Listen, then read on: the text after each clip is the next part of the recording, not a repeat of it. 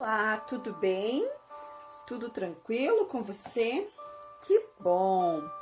Hoje vamos para uma nova aula, novos desafios e precisamos conversar um pouquinho para iniciar nossa aula, ok?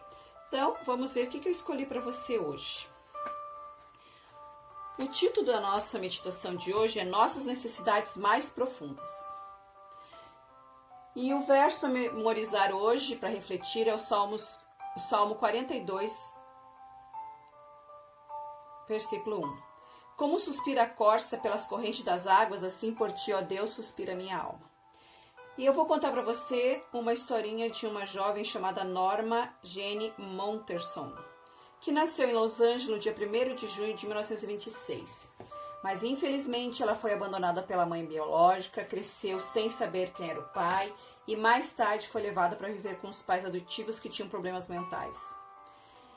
Ela passou a maior parte da infância dela no orfanato ou em lares adotivos. Foi vítima de abuso sexual no início da infância e casou com 16 anos com o jovem James Doug Terry.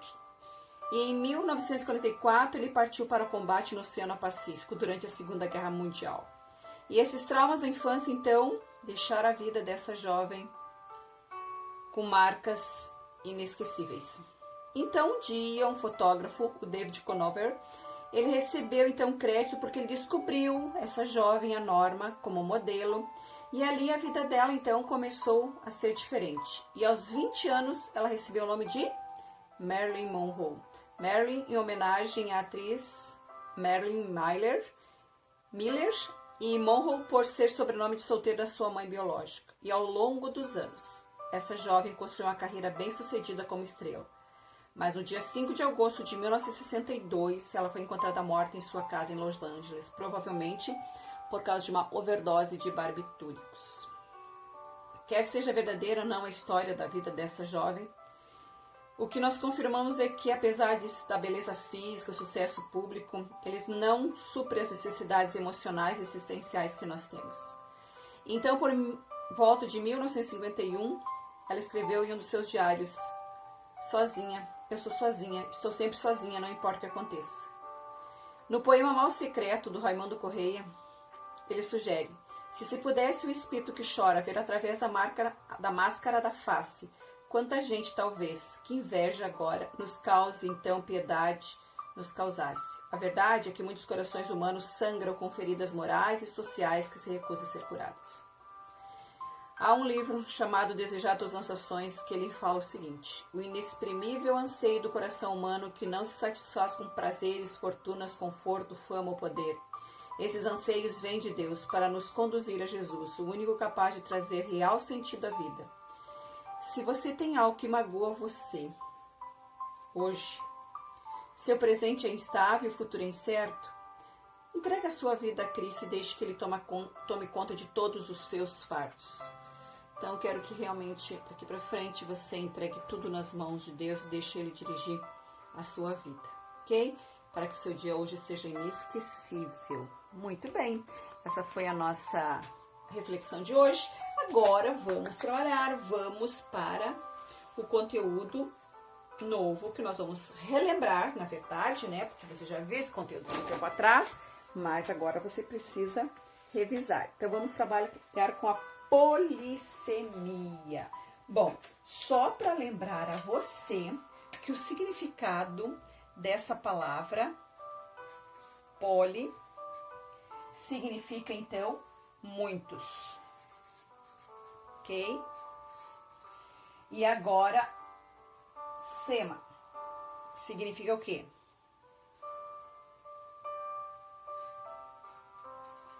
Significa, então, significados. Então, muitos significados.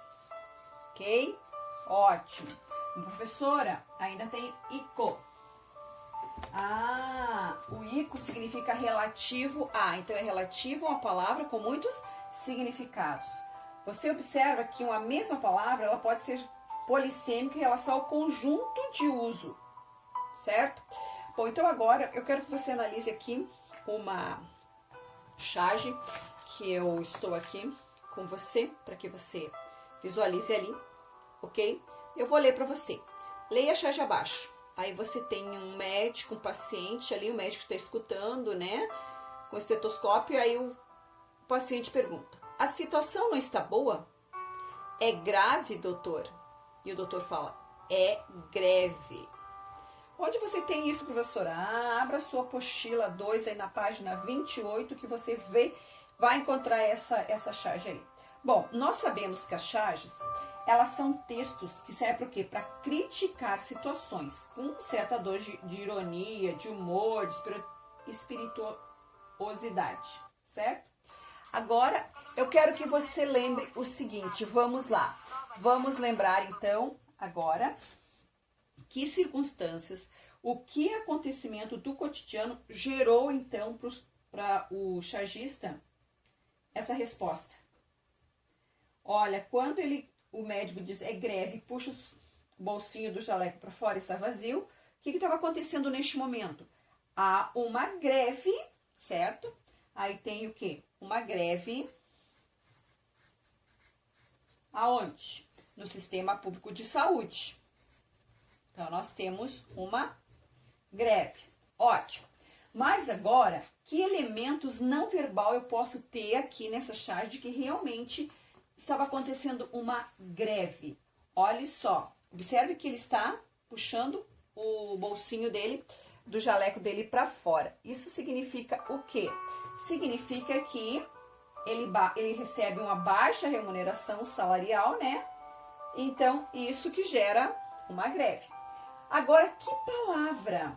Aqui nessa charge nós conseguimos perceber que é uma dupla interpretação. Olha o que o paciente diz. A situação não está boa? Eu tenho a palavra situação. Ótima.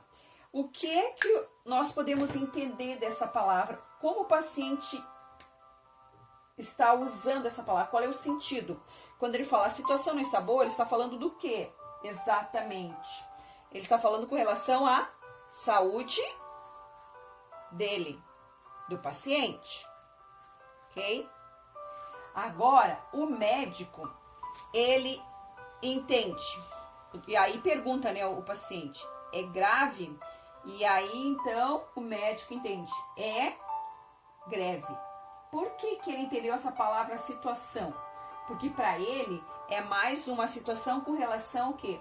A questão econômica. Certo? Então, são diferentes pontos de vista de uma mesma palavra, ok? Baseado em uma palavra que tem uma dupla interpretação.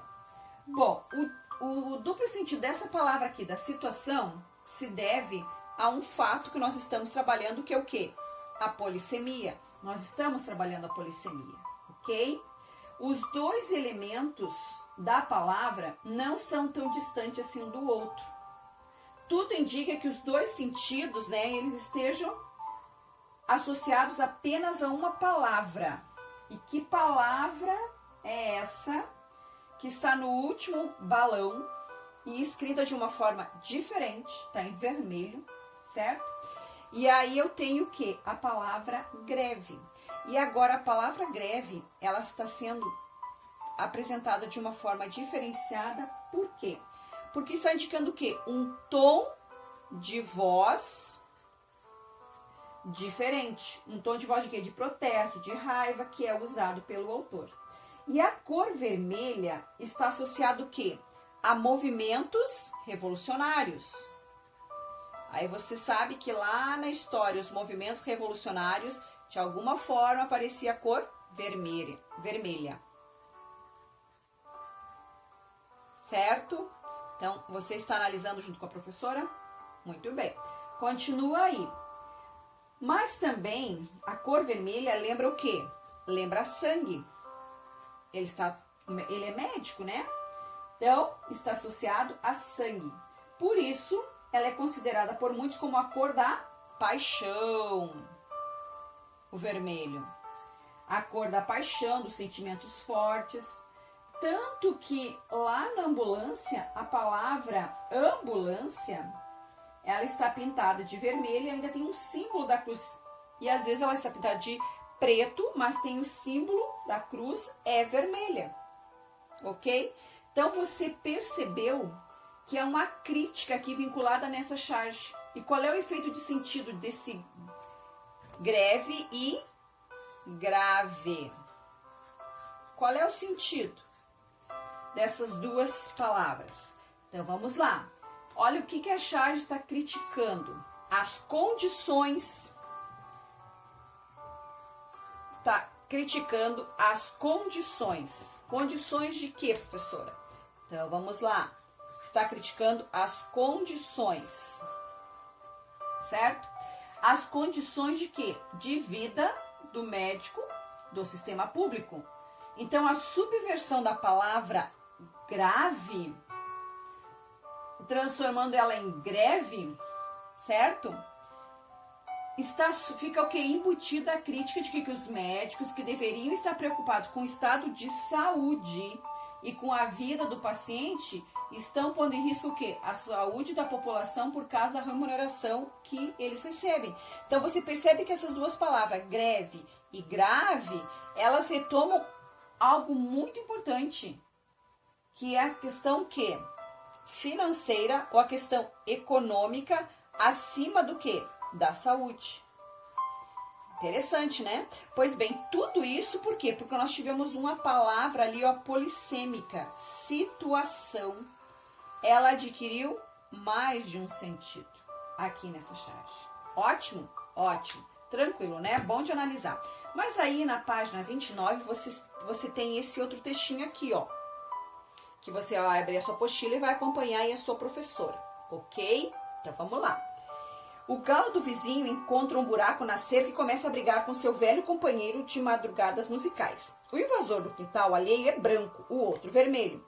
Um amigo da família presencia a cena, pisca para o dono da casa e pergunta: e aí, o galo é bom? O branco é bom, aliás, muito bom, diz o colega. O amigo, animado com a dica, começa a torcer pelo galo branco. Mas em menos de 1 minuto, o galo vermelho põe o branco para correr. Desapontado, o amigo visitante se dirige ao dono da casa. Mas você não disse que o galo branco era bom? Você é um grande mentiroso. Ao que ele calmamente responde: epa, mentiroso não. O galo branco é bom, muito bom. Mas o vermelho é mau, muito mau. Que interessante, né? Pois bem, olha só. O efeito de humor aqui, ele é provocado porque tem uma palavra aqui que assume mais de um sentido. Ele perguntou para o outro, né? O galo é bom? Essa foi a palavra, ok? Agora, qual é o sentido que assumiu essa palavra ali? Quando o outro perguntou ele é bom, ele perguntou se o galo era o quê? Era forte, né? Se ele era bom de briga, se ele era treinado, ok? Mas o bom, no sentido do outro, era de ser o quê? Pacífico, tranquilo, ok? Amigo da paz. Então, era um outro sentido para o outro, para o dono da casa, ok? Então, você começa a observar o quê? Que a escolha também das palavras branco e vermelho também tem um sentido interessante aqui, certo? Quando ele falou que o branco era o bom e que o vermelho é o mal, certo? Ele construiu um sentido. Ou será que foi uma mera coincidência? Provavelmente não seja uma mera coincidência, porque o galo branco é considerado, no fim da piada, bom, muito bom. No sentido de quê? De inocente. Certo? E agora, o outro, o vermelho, lembra o quê? Ira, sangue, poder, ok? Então, a palavra bom, ela assumiu 2 significados diferentes no mesmo texto. E isso chama-se o quê? Polissemia, que é o que nós estamos trabalhando. Então, você percebeu que esse duplo sentido, ele vai passar, então, uma mensagem conforme o contexto? ok? Então, você percebeu que polissemia é muito tranquilo, não é? Pois bem, se você acompanhar a prof, você vai ter mais um textinho aqui. Olha só. Seja paciente na estrada para não ser paciente no hospital.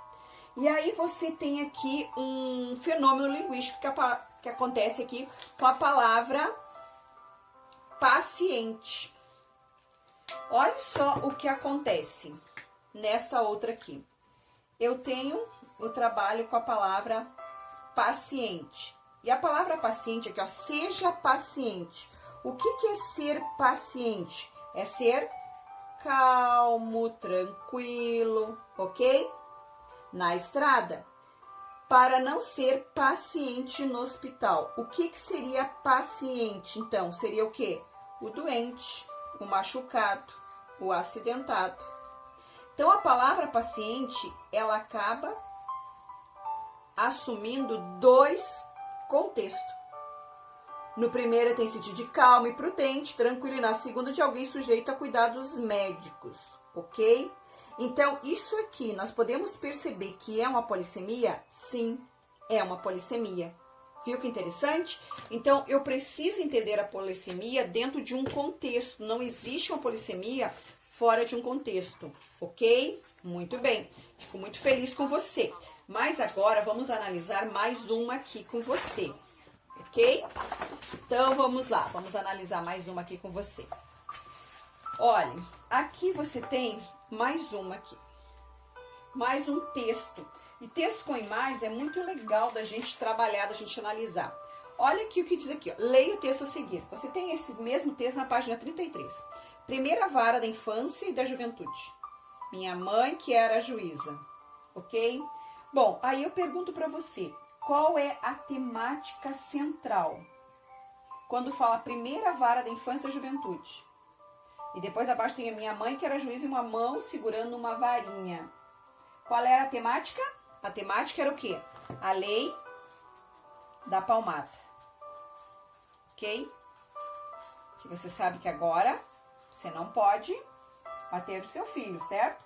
Que proíbe o quê? A aplicação de castigos físicos a crianças e adolescentes. Ok? Mas o texto aqui, ele se vale de um recurso para atrair a atenção do leitor. Qual seria? Ah, olha o que ele usa. Ele usa a palavra vara. Ok? Essa é a palavra que ele usa, a palavra vara. Bom, ela tem um contraste entre dois sentidos. Quando ele fala a primeira vara da infância e da juventude, na outra você tem a ideia de que o outro expresso da forma não verbal da imagem, que é eu tenho a palavra vara e tenho a imagem de uma vara, ok? Esses são os dois sentidos. Então, eu tenho a palavra, certo? Ali para eu ler. Mas eu também tenho a imagem. A imagem que é de uma vara na mão de um adulto, ok? Agora, que sentidos são construídos por esse texto e com que intenção enunciativa ele foi publicado? Qual será? O que ele sugere? Ele sugere que o quê? Que a educação, que a educação de criança e adolescente é a responsabilidade de quem? Dos pais, ok? Não pode passar para quem? Para o poder público, que no caso, quem seria o poder público? Os juízes, ok? E a sua jurisdição. Então, quando ele sugere que a educação dos pais é melhor do que a educação baseada na lei, quando ele faz isso, é o quê? A presença de uma ironia, certo? Quase saudosista, como diz assim, em minha casa, minha mãe que era juíza.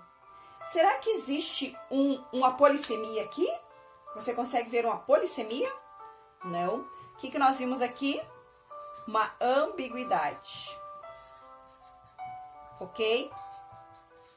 Nós vemos aqui uma ambiguidade lexical sobre a palavra vara. Ok? Você consegue perceber isso através da análise que acabamos de fazer. Porque nós temos dois sentidos da palavra vara aqui. Primeiro eu tenho o sentido da palavra no âmbito judicial, certo? Ou jurisdicional, em que o juiz atuou. E no outro é no quê? De um ramo, de um galinho flexível, certo? Usado para o quê? Para disciplina. Ok?